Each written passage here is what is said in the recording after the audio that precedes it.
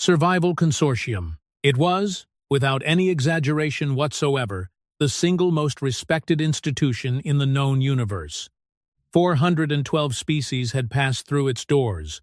412 species had sat in its preparation chambers, sweated through its briefings, taken their allotted tools, and gone out into hostile planets to prove that they were, in fact, worthy of being called a spacefaring civilization. The consortium had been running its species readiness examination for over 6,000 cycles. 6,000 cycles of careful, measured, scientifically rigorous testing. Not one failure of procedure. Not one incident report that went beyond the standard template. Not one species that had ever made the senior observers question their life choices. That is, until the humans showed up. But we are getting ahead of ourselves. First, let us explain the test. Because the test matters. The test is important. The test is the entire reason that Chief Observer Venak Dral, a four-armed, blue-skinned, deeply professional Korvathi male with 30 years of spotless service on his record, ended up taking 6 weeks of mandatory stress leave and writing what would eventually become the best-selling memoir in galactic history. The test is why the word human is now used, in 17 different languages, as both a compliment and a warning, depending entirely on the tone of voice. The species readiness examination worked like this. A candidate species sent one representative. 1. The consortium believed strongly in individual performance as a proxy for species capability. The representative was placed in a preparation chamber. In that chamber, laid out on a table that stretched the full length of the room, were exactly 100 tools. Not random tools. Not useless tools. Carefully, lovingly, methodically selected tools curated over millennia of galactic experience, representing the absolute best equipment that any being could possibly want when dropped alone onto a hostile, uninhabited planet for 30 cycles. There was a water purification unit, there was a shelter-building kit, there was a long-range communicator for emergencies, there was a fire-starting apparatus, a medical scanner, a nutrient synthesizer, climbing gear, a weather analyzer, protective suits in multiple configurations, and 89 other items that the consortium's finest minds had agreed were essential for survival. Every single species that had ever taken the test, without exception, had taken between 60 and 90 of those tools. The Hravan took 73, and still nearly died on day 8 when they forgot how to recalibrate the water purifier. The Saltheki took 88 tools, and complained afterward that they had not had enough. The mighty, terrifying, galaxy-famous Drekthal warriors, who had a reputation for eating raw stone and sleeping inside active volcanoes, took 64 tools, and used every single one. 60 to 90 tools. That was the range. That was the data. That was 6,000 cycles of consistent, reliable, quantifiable evidence about how sentient species approached survival challenges. Venak Dral had seen all of it. He had catalogued all of it. He had written 14 academic papers about tool selection patterns and what they revealed about a species' psychological relationship with risk. He was, by any reasonable measure, the foremost expert on species readiness examination behavior in the entire consortium. He was completely, catastrophically, and almost comically unprepared for what happened next. The human's name was Silva Morozova. She was, by human standards, what you might call quietly striking. Not tall, not imposing, not the kind of figure that announced itself loudly when it walked into a room. She had dark hair pulled back from her face in a way that suggested practicality rather than style, sharp features that carried the kind of composed expression common to people from cold places, and pale eyes that moved around the preparation chamber with a slow, methodical quality, as though she was not simply looking at things but cataloging them. She walked in with the unhurried, measured step of someone who had decided, some time ago, that there was no situation worth rushing into before you had fully assessed it. She was wearing simple clothing. She had nothing with her. She had been told to bring nothing, because everything she would need was on the table. She looked at the table. From the observation deck above, Venok Dral and his team of 11 observers watched in respectful silence. This was a sacred moment, the moment of selection, the moment that would define humanity's readiness to join galactic civilization. Venok had his datapad ready. He had the standard intake form open. There was a field for number of tools selected, and he had his stylus hovering over it, ready to write a number somewhere between 60 and 90. Silva Morozova walked the length of the table slowly. She picked up the water purification unit. She looked at it. She put it back down. She picked up the shelter building kit. She turned it over in her hands. She put it back down.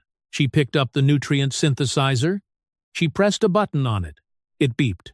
She put it back down. She walked back to the beginning of the table. She picked up a knife. It was not a special knife. It was, in fact, one of the least impressive items on the table. It was a fixed-blade survival knife, approximately 23 centimeters long, with a full tang construction and a simple grip. The consortium had included it as item number 77 out of 100, rated as a supplementary tool, low priority, recommended as a secondary item only. It had never, in the entire history of the examination, been the first item selected. It had never been the only item selected. The very idea was absurd. Silva Morozova looked at the knife. She put it in her pocket. She turned and walked toward the exit door. The observation deck went completely silent. Then, all at once, it did not.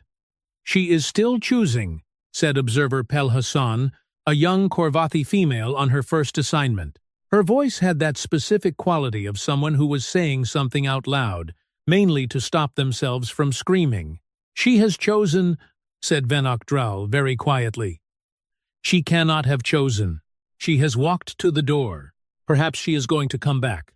She is pressing the door release." A pause. "She is not coming back," said Venok Dral. The door slid open. Silva Morozova walked through it. The door slid closed behind her. 11 observers stared at a table with 99 tools still on it, and one empty spot where a mid-priority survival knife used to be. Venok Dral looked down at his datapad. He looked at the field that said, "Number of tools selected." He looked at his stylus. He wrote the number 1. Then he stared at it for a very long time, as though hoping it might change into a different number if he looked at it hard enough. It did not. He filed the intake form and immediately opened a new document titled Incident Report, Anomalous Tool Selection. Then he stopped because nothing in the incident report template had a field for this particular anomaly. He stared at the blank document for another long moment. Then he saved it, with no content, and went to get something to drink. The planet was called Vorith, 9 by the consortium's cataloging system, and it was not, by any reasonable definition of the word, a pleasant place to be. It had been selected specifically for its variety of survival challenges. The northern hemisphere featured dense, dark forest, full of large predatory fauna, and almost no edible plant life. The southern hemisphere was largely swamp, humid and hot, and full of things that bit. The equatorial band, where Silva had been deposited, featured open, rocky terrain, unpredictable weather systems that could produce lightning storms with almost no warning, a daytime temperature that fluctuated by 40 degrees between morning and afternoon, and exactly one species of plant that was safe to eat, which was small, bitter, and grew only near specific underground water sources that were completely invisible from the surface. The consortium had designed it to be solvable. With the right tools, a reasonably competent being could find water, build shelter, avoid the predators, and survive for 30 cycles with manageable difficulty. Without any tools except a knife, it was, according to every model the consortium had ever run, not compatible with sustained life for more than 3 to 5 cycles. Silva Morozova had been on the planet for approximately 4 hours when she did the first thing that made Venok Dral's left eye start twitching. She found water. Not by luck, not by accident, She had spent those 4 hours walking a precise grid pattern across the rocky terrain, pausing occasionally to crouch down and press her bare hand flat against the ground. Then she had walked to a specific spot, looked at it, and started digging with the knife. 3 minutes of controlled, methodical digging, and water began seeping into the hole she had made. Observer Pelhassan leaned toward her sensor console. She detected subsurface water using tactile analysis of soil moisture variance, she said, sounding genuinely confused. "She has no sensor equipment," said Venik Dral. "I am aware of that." She used her hand. "Yes, her bare hand. Chief Observer, I have eyes. I can see the feed." Venok made a note. "Tool 0, he muttered. "The hand." Before the first cycle was out, Silva had also constructed a shelter. Not a good shelter.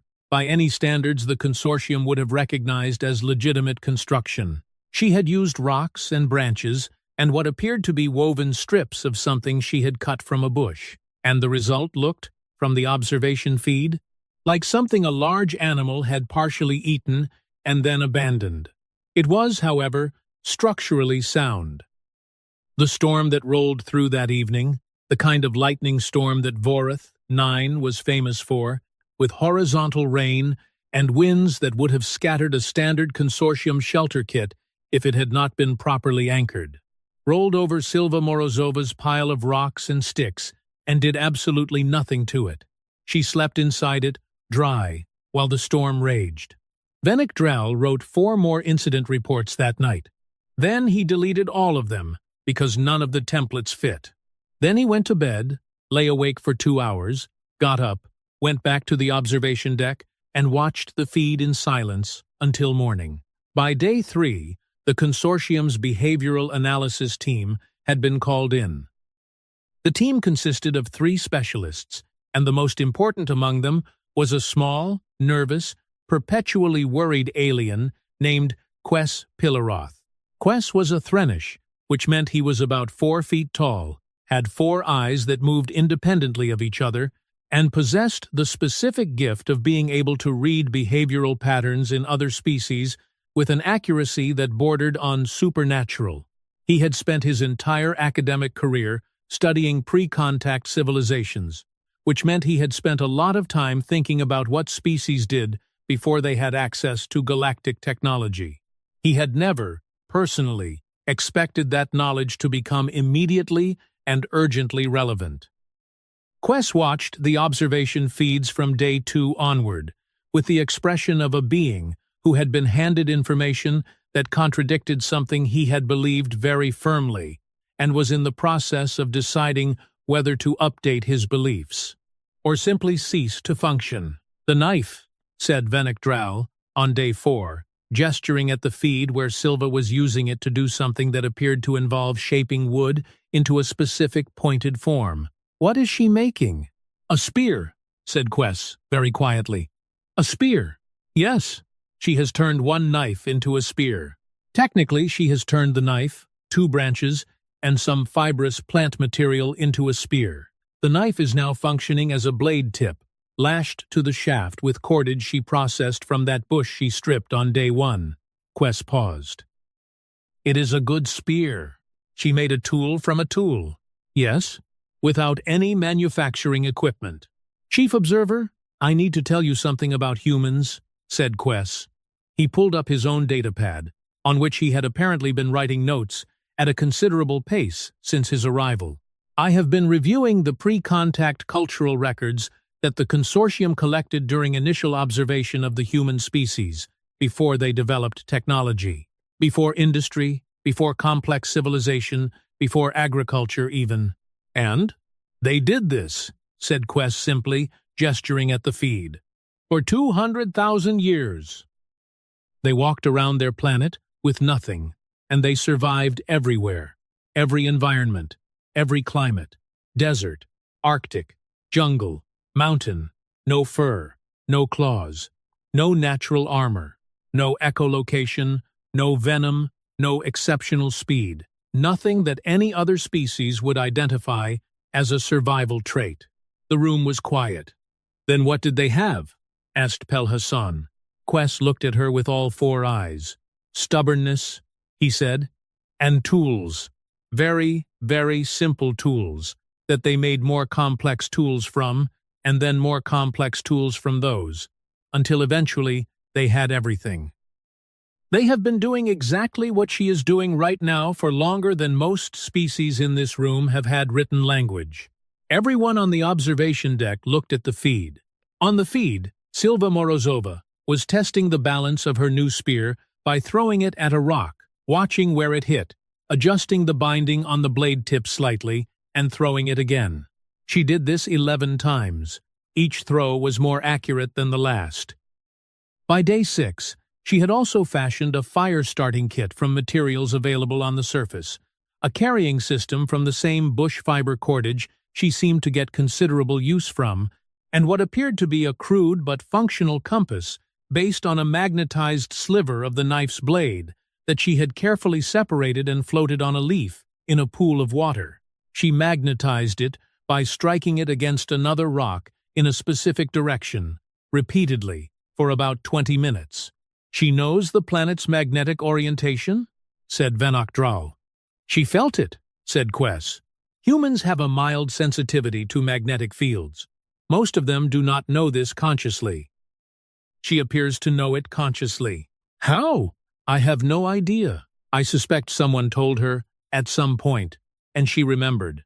Vanek filed his 15th incident report. This one was titled, "Candidate Demonstrates Knowledge Base Inconsistent with Zero-Tool Survival Scenario." Then he stared at it and added a subtitle, "Please advise."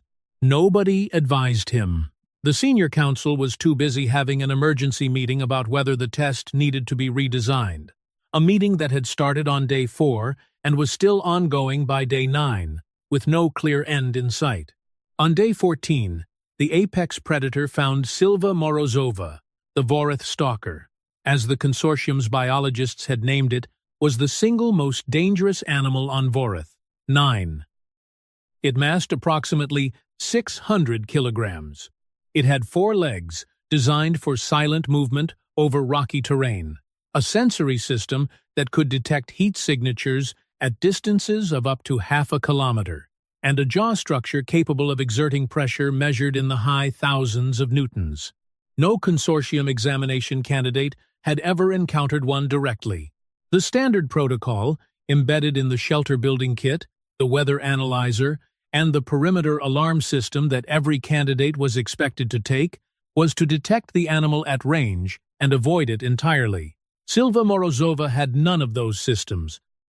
She found out the Vorath stalker was behind her when she heard it, approximately 15 meters away, in the dark of the 13th evening. The observation deck had been on elevated alert since the stalker's heat signature had appeared on the perimeter sensors 2 hours earlier. Venok Dral was standing at the primary feed console, his 4 hands clasped behind his back, perfectly still. Quess Pilaroth was sitting in a corner with his datapad face down on his knee, because he had decided he did not want to write notes about what was about to happen. Pelha was pretending to review atmospheric data and failing to look at anything except the feed. Silva heard the sound. She stopped walking. She did not run. She stood perfectly still for approximately 4 seconds, which, in the opinion of everyone watching, was 4 seconds longer than any of them would have managed. Then, very slowly and very deliberately, she reached into her pocket and took out the knife. "She is going to face it," said Pelha in a voice that suggested she had not entirely decided whether this was the bravest or the most foolish thing she had ever witnessed. "Yes," said Quess, from his corner, "with the knife." The one knife she brought. What happened next took approximately 45 seconds, which was, in the estimation of the 11 beings on the observation deck, about 44 seconds longer than it had any right to take, and also 44 seconds shorter than they had steeled themselves for. The Vorath stalker charged. Silva moved in a direction that was not backward. There was a great deal of noise and motion that the observation sensors struggled to track clearly in the darkness. Then there was quiet. Silva Morozova was standing. The Vorath stalker was not. Three things happened simultaneously on the observation deck. Observer Torak Mavish, a Korvathi male, with 22 years of experience, stood up, walked to the back of the room, and sat down on the floor with his back against the wall. Observer Pel Hassan made a sound that was not a word in any language. Quest Pilaroth picked up his data pad, opened it, stared at the blank document he had been refusing to fill, and typed 6 words. Those 6 words were, "They have always been like this."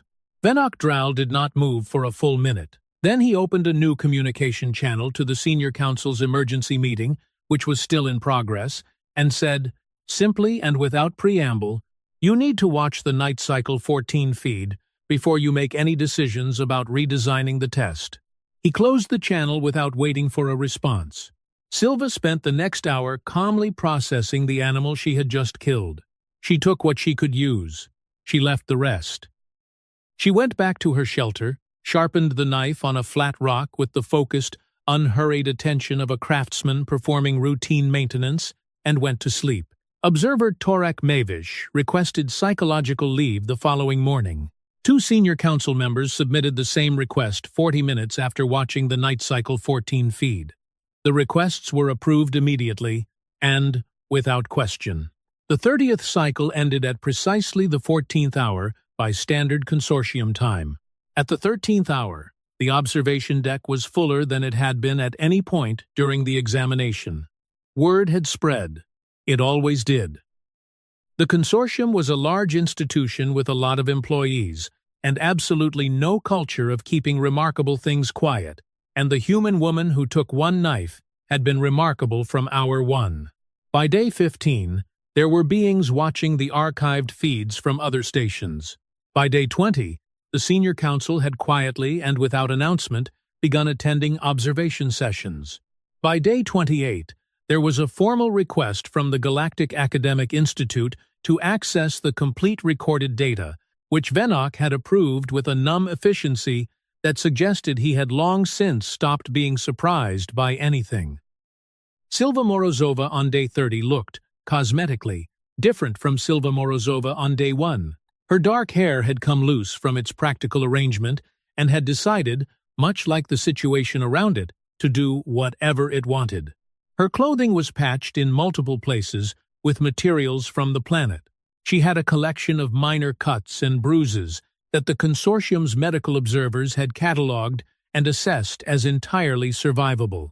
She had lost some weight. She also looked, and this was the part that Quest Pilaroth had written about at considerable length in the notes that would eventually become the appendix to Venok's memoir, completely fine, not relieved, not traumatized, not desperate or frantic or in any way diminished by 30 cycles alone on a hostile planet with 1 knife. She looked like a being who had gone out for a long walk and found it somewhat challenging but broadly acceptable. She emerged from the rocky terrain at the pickup coordinates at the 13th hour and 41st minute, 19 minutes early. She stopped at the edge of the landing zone. She looked up at the sky, in the approximate direction of the observation satellite, with the expression of a being who was not entirely certain she was being watched, but was willing to bet on it. Then she put the knife back in her pocket. The shuttle came down. The door opened. Silva Morozova walked up the ramp. She looked at the consortium welcome officer, a young Threnish named Osek Vranik, who had been thoroughly briefed and was doing an admirable job of maintaining composure. She said, "Is there food?" Osek Vranik said, "Yes." Silva said, "Good. Thank you." She sat down. She ate 3 full portions of the standard consortium welcome meal, which was designed to be nutritionally complete and species-appropriate and tasted, by most accounts, like slightly seasoned air. She ate it with the focused appreciation of someone who had not eaten a prepared meal in 30 cycles and found even slightly seasoned air to be a significant improvement over what she had been working with. When she finished, she looked at Osek Vranik and said, "When do I get the results?" Osek Vranik said, carefully, "The full evaluation takes some time to process." Silva nodded. "Right," she said. "No rush." She leaned back in her seat, closed her eyes, and went to sleep before the shuttle had cleared the upper atmosphere. On the observation deck, nobody spoke for quite a long time. Then Venok Dral said, to no one in particular and everyone present, "Write everything down, all of it, every observation, every note, every reaction. I want it documented before anyone has time to convince themselves it was less extraordinary than it was." He said it quietly, but everyone heard him, and everyone started writing. The Galactic Survival Consortium convened a formal review board 11 cycles after Silva Morozova's examination concluded. The review board had 47 members and met for 6 days. They reviewed over 900 hours of observation footage, 14 sets of written analysis, 3 independent behavioral assessments, 1 lengthy document from Quest Pilaroth that had been submitted under the title Pre-Contact Human Survival History, a summary of why we should have expected this, and the 43 incident reports that Venok Dral had filed over the course of the 30 cycles, of which exactly none had fit the standard templates. On the 7th day, they issued their conclusions. The first conclusion was that Silva Morozova had passed the species readiness examination. This was not surprising. Passing required surviving 30 cycles on the designated planet.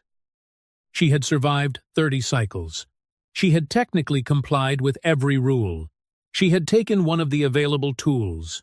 She had not used any technology not provided by the consortium. She had completed the return journey under her own power. There were no grounds for disqualification.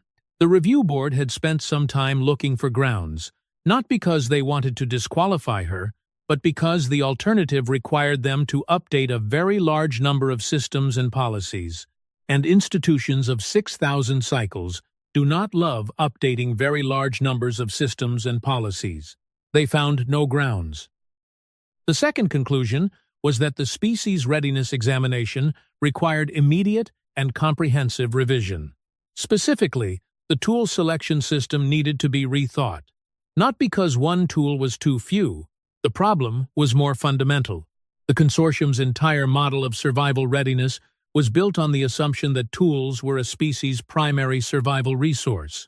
The examination tested how well a species could select and use external tools.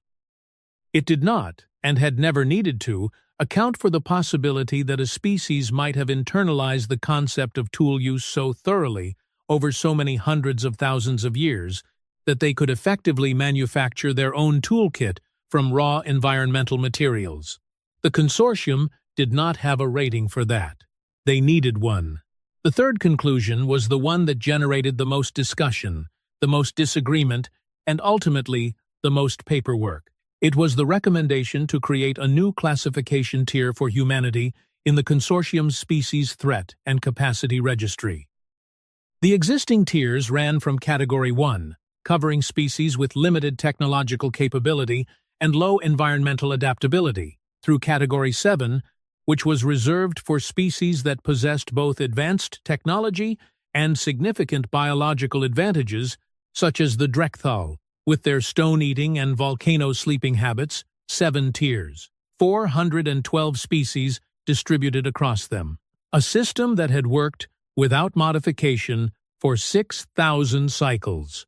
The review board unanimously recommended the creation of Category 8. The description they drafted for Category 8 read, in the final approved version, as follows: species demonstrating survival capability that transcends standard tool dependence metrics, characterized by adaptive intelligence, environmental manipulation using minimal resources, and threat response behavior that does not correlate with available equipment.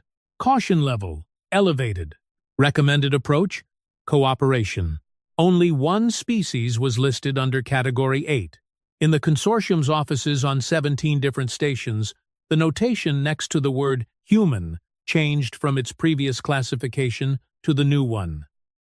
Several administrators who processed the change request did a double-take. Several of them went and found the observation feeds from Vorath, 9-day 14.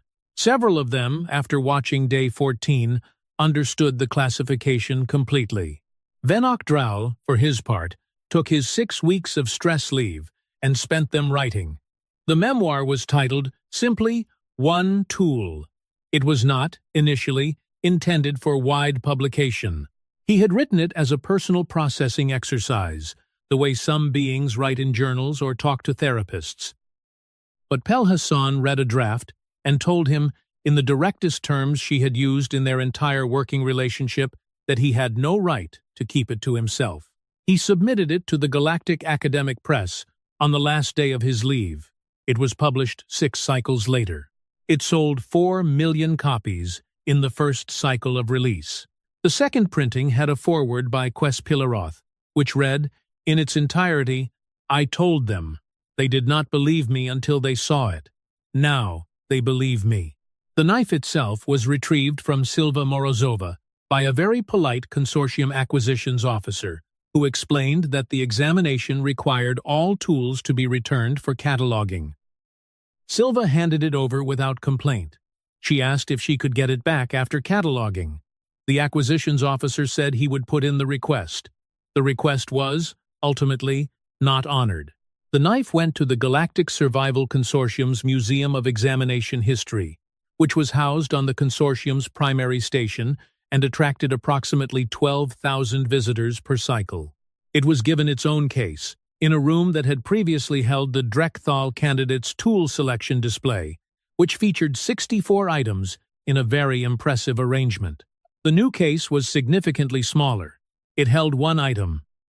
The label underneath read, Survival Knife, Voreth, 9. Examination, Species, Human. Candidate, Silva Morozova. Tools, selected, 1 of 100. Duration, 30 cycles. Outcome, pass. Below the official label, someone had added a second, smaller card. It was not official. The museum staff had found it one morning and had a brief discussion about whether to remove it. Then they decided not to. The card read, "She only needed 1." Tourists stopped and read that card more than any other exhibit in the building. Some of them photographed it. Some of them just stood there for a while, looking at a simple fixed-blade knife in a glass case, and thought about what it meant. It meant that somewhere in the galaxy there was a species that had spent 200,000 years learning to do more with less. A species that had looked at the vast, hostile, indifferent universe and decided, apparently, somewhere around the time they first picked up a sharp rock and thought, I could do something with this, that they were not going to be stopped by a lack of equipment. A species that had walked out of the wilderness of their own planet, carrying nothing but accumulated knowledge and the absolute, unshakable conviction that it was enough. It had been enough. Venok Drow's final line in his memoir, the line that every review cited, the line that got quoted in 14 languages and put on posters and carved into the wall of a university dormitory on 3 different planets, read, I was the foremost expert on species readiness examination behavior in the history of the consortium. I had seen everything. Then a human walked into my preparation chamber, picked up a knife, put it in her pocket, walked out the door, and taught me that I had never, not once, seen anything at all. Ques Pilaroth never did sleep well again. He said, later, that it was not fear. Exactly. It was more like the feeling of standing at the edge of a very long drop and suddenly understanding, clearly and viscerally, just how far down it went. He respected the drop. He respected it enormously. He just could not stop thinking about what it would feel like to be the kind of being that looked at that drop, shrugged, and asked if there was food at the bottom.